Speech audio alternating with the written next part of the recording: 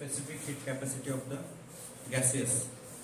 आता specific heat कॅपॅसिटीचं application बघतोय आपण. त्याच्यामध्ये पहिलं आहे, आपण ऑलरेडी जे एनर्जीज बघितले त्या, पण त्याचं जे स्पेसिफिक हीटची व्हॅल्यू आहे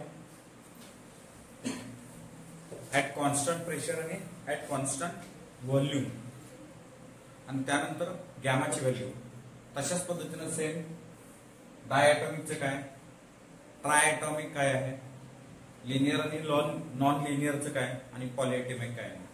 या सगळ्यांचं आपण सीपी, सीव्ही, गॅमा या सगळ्या व्हॅल्यूज आपण बघतोय.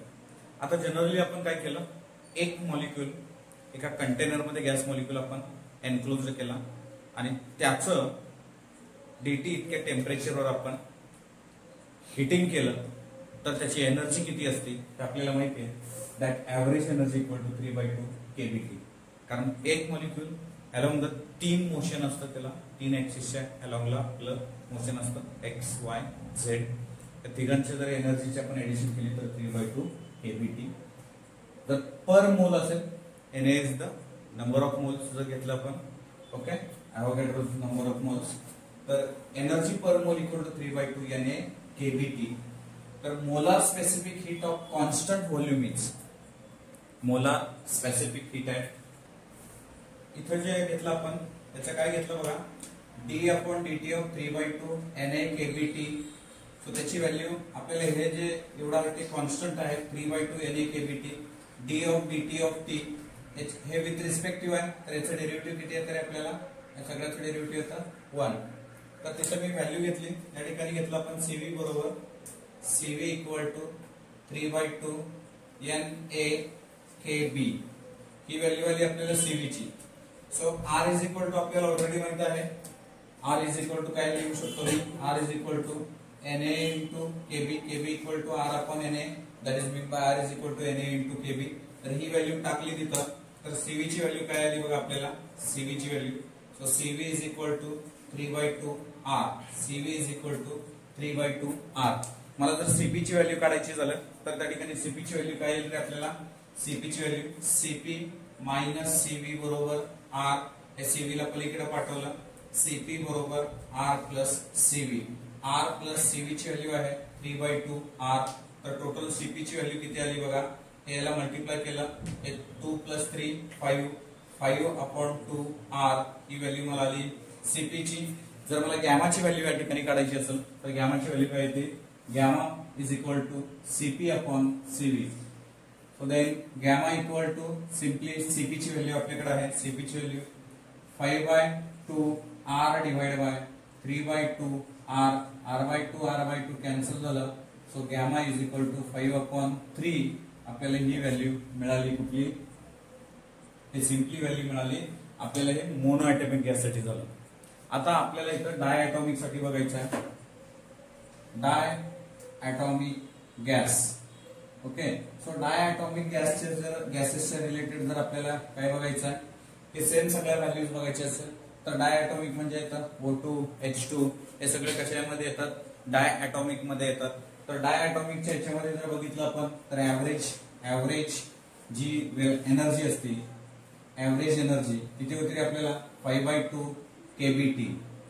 ओके, सो 5/2 kBT ऍव्हरेज एनर्जीची जी होती ती किती होती 3/2. कारण तिथं डिग्री ऑफ फ्रीडम काढलं होतं आपण, डिग्री ऑफ फ्रीडम याच्या प्रिव्हियस लेक्चरला बघितलं होतं, त्याचे किती येतं 5 येतं. तर डिग्री ऑफ फ्रीडम 5 आलं, तर एनर्जी पर मोल जर काढायचं झालं तर आपल्याला 5/2 Na kBT. Na kBT. So याचं परत मला काय काढायचं आहे, याचं CV काढायचं आहे. Then CV is equal to DE upon काय आलं DT. So D upon DT of बाळांनो 5/2 Na kBT. ही व्हॅल्यू टाकली तर कॉन्स्टंट टर्म बाहेर काढला 5/2 Na kB dt upon dt. याची व्हॅल्यू परत किती आली आपल्याला 1. So CV is equal to आलं आपल्याला 5/2 N kBT ची व्हॅल्यू आपल्याकडे आहे R. तर CV इज इक्वल टू काय मिळालं बघा बाळांनो, इथं 5/2 R ची व्हॅल्यू मिळाली. ऍज लाईक आपल्याला सेम कुठली व्हॅल्यू काढायची, CP ची व्हॅल्यू काढायची. Then CP is equal to simply काढा, CP बरोबर R प्लस CV. CP बरोबर R plus CV. So R plus 5R upon 2 किती आलं, हे 2 ने डिवाइड मल्टिप्लाय केलं तर CP बरोबर 7 अपॉन 2 R हे आपल्याला मिळालं CP ची व्हॅल्यू. ही व्हॅल्यू कोणाची मिळाली, CP ची व्हॅल्यू. देन सेम आपण कुठली काढायचं आहे, गॅमाची व्हॅल्यू. गॅमा इक्वल टू काय रे फॉर्म्युला इथं CP अपॉन CV. देन आपल्याला gamma is equal to CP ची व्हॅल्यू किती रे बाबा, आपल्याला 7R upon 2 divide by 5R upon 2 R upon 2 R upon 2. So gamma equal to 7 upon 5. जर अशाच पद्धतीने आपण कुणाचं काढलं, ट्राय ऍटॉमिक साठी जर काढलं आपण, तर try atomic gases. So try atomic gases 3 याच्यासाठी जर काढलं तर आपल्याला काय येतं बघा, इथं एनर्जी किती असायला पाहिजे रे, ऍव्हरेज एनर्जी आहे. सर ती नॉन लिनियर आहे का लिनियर आहे त्याच्यावर डिपेंड आहे. जर लिनियर असेल तर किती आहे, नॉन लिनियर असेल तर किती आहे, लिनियर. ओके, सो लिनियर असेल तर किती असते, एका सरळ रेषेत असेल तर ऍव्हरेज एनर्जी चेक करा. ऍव्हरेज एनर्जी किती होती रे बाळांनो, 7/2 kBT. चेक करा हेच आहे का, नॉन लिनियर. लिनियर असल्यानंतर 7/2 kBT आहे. So E is equal to per mole जर असेल तर आपल्याला इथे येतं 7/2 NaKBT. देन सेम आपल्याला काय काढायचं आहे, CV काढायचं आहे. तर DE अपॉन काय तरी DT. So D upon DT of same here 7/2 NaKBT. परत N 7/2 कॉन्स्टंट आहे, सगळ्याला प्रोसेस सेम केलेली आहे आपण. NaKB हे झालं CV. देन याची व्हॅल्यू मी R टाकली तर CV is equal to 7/2 R. हे मला कुठल्याचं मिळालं, लिनियर साठीचं मिळालं. सेम CP किती मिळेल सांगा, CP CV प्लस जर R घेतलं मी 7/2 R प्लस R जर घेतलं तर किती मिळालं बघा, CP बरोबर. सो हियर CP बरोबर 9R upon 2. So gamma is equal to, can I write here 9R, that is mean by gamma equal to CP upon CV. So gamma equal to CP upon CV आपण कसं करता येईल आपल्याला, 9R upon 2 divided by 7R upon 2 R upon 2 R upon 2. So gamma equal to 9 upon 7. तर ही value आपल्याला या ठिकाणी मिळालेली आहे. सो अशा पद्धतीने आपण हे पुढण्याचं काढलं, हे ट्राय ऍटॉमिक पण लिनियर साठी काढलं. नॉन लिनियर साठी तुम्हाला काढता येईल. नॉन लिनियरची काय व्हॅल्यू आहे, नॉन लिनियर तर तुम्ही ट्राय करा. नॉन लिनियरची मी ऍव्हरेज एनर्जी देतो, एनर्जी पर मोल देतो. इथं 3NaKBT यानुसार सोडवा तुम्हाला. तिथं जी व्हॅल्यू मिळेल ते तुम्ही सांगा. तिथं गॅमाची व्हॅल्यू किती मिळेल, CP आणि CV किती मिळेल हे तुम्ही बघा. सो पुढचा जो मुद्दा आहे तो म्हणजेच काय, polyatomic gases. Okay, so polyatomic gases जर बघायचं झालं आपल्याला तर पॉलीएटॉमिक गॅसेस मध्ये आपण काय बघतो, तिथली परत ऍव्हरेज एनर्जी बघावी लागेल आपल्याला. ऍव्हरेज एनर्जी जी आहे ती energy equal to average energy equal to आपल्याला 3 plus F into KBT. So that is mean by E per mole equal to 3 plus F NaKBT. हे मिळेल आपल्याला एनर्जी.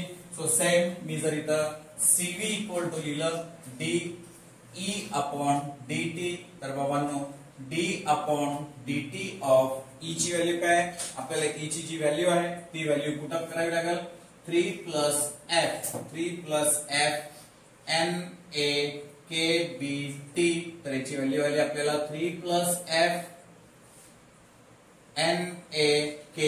NaKB म्हणजेच काय, इथं ऑलरेडी लिहिलेलं आहे आपण, that is mean by R. So CV equal to 3 plus F R. हे मला मिळालं CV ची व्हॅल्यू. सेम कुणाची व्हॅल्यू काढायची आपल्याला, CP ची व्हॅल्यू काढायची. So CP is equal to CV plus R. तर CV किती आहे, 3 plus F into R plus R. तर याला मल्टिप्लाय करा, 3R plus 3FR plus R. R plus R किती आलं आपल्याला 4r प्लस 3fr. मी इथं काही कॉमन काढू शकतो बघा. इथं सिम्पली आपण इझिली हे 4 आलं तर 3 प्लस 4 इथं 3 इथं फक्त येतं fr. सो मी याच्यातून r जर परत कॉमन घेतलं तर r कॉमन घेतलं तर 4 प्लस f मला हे काय व्हॅल्यू मिळाली सीपी ची व्हॅल्यू मिळाली बाबांनो. सो सीपी ची व्हॅल्यू लास्टला जर मला पॉलीएटॉमिकचं गॅमाची व्हॅल्यू जर काढायची आहे तर gamma is equal to CP upon CV. तर gamma is equal to CP ची व्हॅल्यू किती आहे सांगा r4 plus f upon r3 plus f. R जर कॅन्सल केलं तर आपल्याला इथं gamma is equal to 4f upon 3 plus f ही व्हॅल्यू मिळाली पॉलीएटॉमिक साठीची. आणि हे जे सगळं आहे हे काय आहे ऍप्लिकेशन ऑफ स्पेसिफिक हीट.